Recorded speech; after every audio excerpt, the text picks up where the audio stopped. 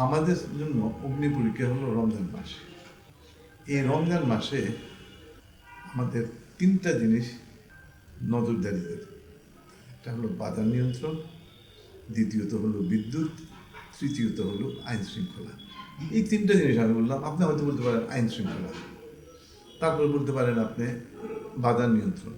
পর্যাপ্ত সামগ্রী বাজারে আছে, এই সামগ্রী থাকার পরে যেন আমরা সরকারে যারা আমরা বসবো, আগামীকাল থেকে আমাদের কাছে বাজারটা নিয়ন্ত্রণ করতে হবে, যেন এই যে ব্যবসায়ীরা যেন মুনাফার পিছনে দৌড়ে আপনার কনজিউমারদের কোনো ক্ষয়ক্ষতি না করে।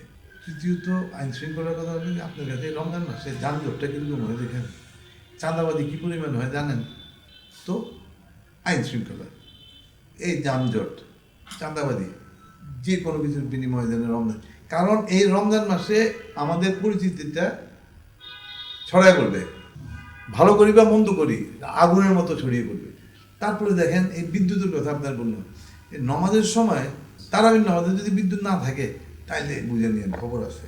এটা হলো আমাদের জন্য অগ্নি পরীক্ষা রমজান মাস।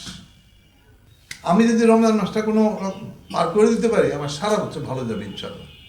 কারণ টেস্ট কেস, কঠিন সময় আমি এভাবে পার করছি, তাহলে আর সময়গুলো আর কী হবে।